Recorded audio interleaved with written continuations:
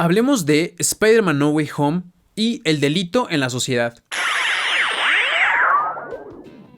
Y es que la película nos presenta uno de los dilemas clásicos para tratar la delincuencia, a saber, punitivismo versus reinserción social. Y este dilema justamente se presenta cuando el hechizo sale mal, cuando los villanos de otros universos llegan a la Tierra. Cuando ocurre esto, Doctor Strange juega el rol punitivo, incluso utilitario, es decir, un sacrificio menor por un bien mayor. Al inicio de la película, Peter Parker y Doctor Strange están de acuerdo y consideran que lo mejor es regresar a estos villanos a su universo. Sin embargo, aquí entra la figura de la tía May. Peter, gracias a la guía moral de la tía May, prefiere arreglarlos, es decir, rehabilitarlos. Esto a pesar del mal que han hecho. Incluso hay una referencia a la pena capital, que si regresan a su universo, podrían no sobrevivir, es decir, podrían morir.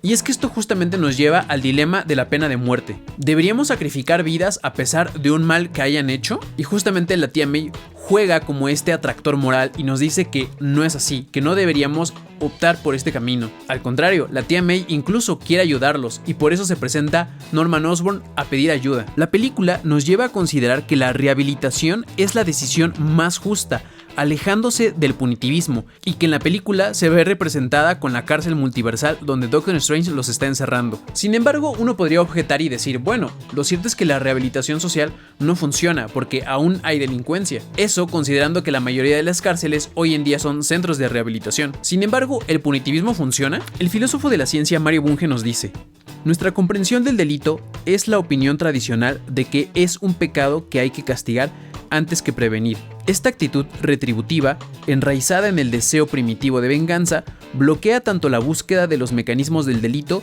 como el diseño de programas más eficaces de prevención y rehabilitación. Más aún, hace del delito un tema exclusivo de la psicología del derecho, la moral y la religión, aislando así a la criminología de las ciencias y técnicas sociales en lugar de ubicarlo en medio de ellas. Bunge y Peter Parker tienen algo en común, y es que ambos piensan que la ciencia puede llegar a mejores resultados, es decir, a tomar mejores decisiones. Bunge piensa que con la ciencia se puede saber cuáles son las causas del delito y entonces prevenirlo, es decir, tomar decisiones para crear políticas públicas más eficaces. La película también nos presenta un segundo dilema: acción contra sociedad, y nos hace preguntarnos, ¿los villanos son víctimas o son victimarios? Y es que los villanos que vemos en pantalla, todos en el fondo son buenas personas. Osborn quería un avance tecnológico, de hecho lo vemos sufrir por un trastorno de doble personalidad.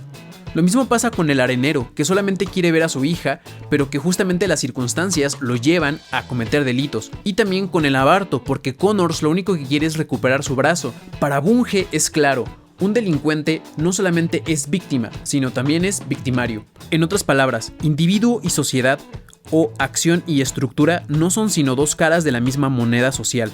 En particular, el delincuente es tanto victimario como víctima. Por lo tanto, el manejo de la delincuencia deberá involucrar tanto programas de reforma y rehabilitación como de control social. Peter entiende esto y por eso los enfrenta, pero al mismo tiempo que los enfrenta, busca curarlos. De hecho, algo que me gustó bastante de la película es cómo nos presentaron a los villanos, es decir, como personas que no quieren rehabilitarse. Y es que la mayoría de las personas que están en rehabilitación no quieren ser de entrada rehabilitadas. Sin embargo, entendiéndolo como una enfermedad social, no podríamos dejarlo simplemente a su criterio. Tendría que haber mecanismos sociales que les ayuden a su reintegración. Y es que hay que entender que el punitivismo, es decir, simplemente llevar a las personas a la cárcel, no funciona. Esto es porque en las cárceles muchas veces hay sobrepoblación y las personas de ahí, en lugar de rehabilitarse, lo único que hacen es generar mucho más resentimiento social. De hecho, puede pasar que una persona que llegue por un delito menor, ya estando ahí, se involucre con gente mucho más peligrosa y por lo tanto, cuando salga, la persona que cometió un delito menor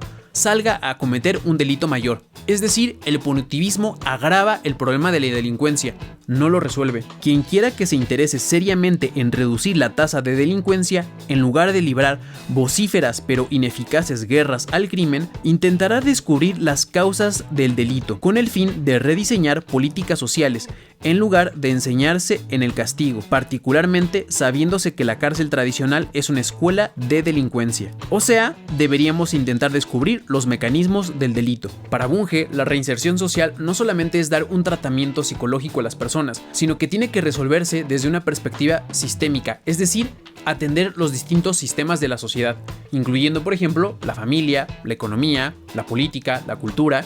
Y es que tradicionalmente para tratar el delito se han generado dos tipos de explicaciones, las idealistas por un lado y las materialistas por otro.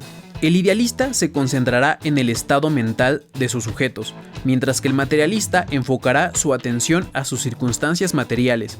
Por este motivo, al primero le bastará hacer circular cuestionarios que pidan autoinformes, mientras que el materialista insistirá en averiguar de primera mano las condiciones de vida. Sin embargo, los métodos en cuestión se complementan en lugar de ser mutuamente excluyentes, y esto por dos razones. Una es que la gente no reacciona a hechos sociales, sino a la manera en que los percibe. De ahí que la necesidad de contar con autoinformes además de estadísticas socioeconómicas. Y es que si nos concentramos solamente en la psique de las personas, no vamos a poder resolver bien los problemas, porque puede ser que una persona delinca por razones socioeconómicas. Sin embargo, si nos centramos solamente en las razones socioeconómicas, no vamos a darnos cuenta del elemento mental que subyace al problema de la delincuencia, que también es un problema latente. La segunda razón es que tenemos que averiguar las causas distales de la conducta, además de sus causas próximas. Y para esto necesitamos estudiar no solo cómo viven hoy los actores de interés, sino también qué los llevó a elegir su estilo de vida. En particular,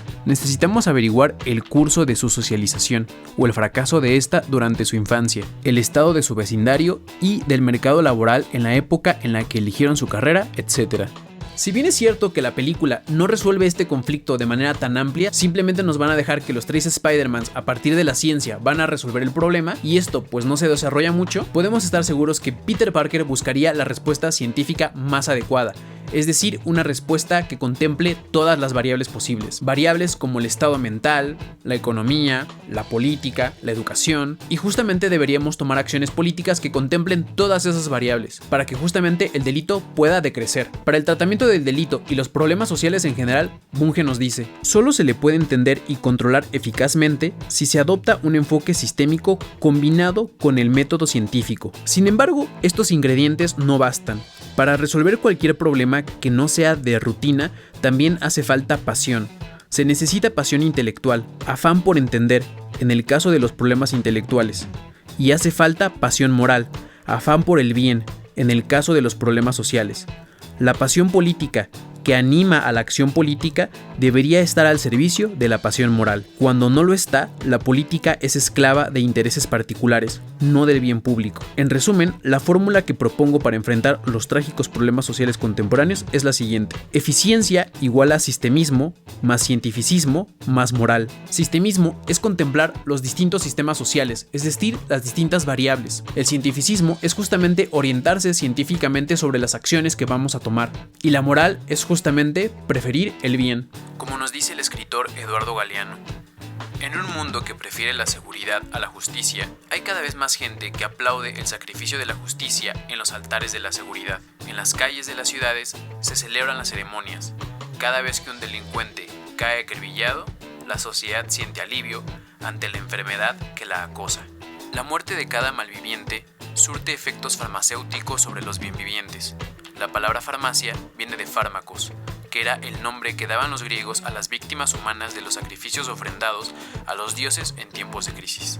En la película, el cientificismo está representado por Peter Parker, la moral está representada por la tía May, y el sistemismo justamente está representado en la toma de decisión que toma Peter, cuando decide no hacerle caso a Doctor Strange y orientarse a una respuesta mucho más compleja, y tratará de ayudarlos contemplando las distintas variables, estudiando sus problemas y buscar resolverlos. Y bueno, esta fue mi reflexión de Spider-Man No Way Home. Espero que ustedes también la hayan disfrutado y que también se hayan hecho esta pregunta. Y lo cierto es que el tema de la delincuencia, el punitivismo, la reinserción social es un debate que siempre va a estar abierto. Sin embargo, orientándonos sobre la mejor respuesta científica, podemos darnos cuenta que para poder resolver un problema, primero hay que entenderlo. Y si solo castigamos, no estamos entendiendo el problema. Por favor, no olviden suscribirse. También pueden seguirme en TikTok, donde subo un poquito más de videos. Y pues nos vemos en un siguiente video. Bye bye.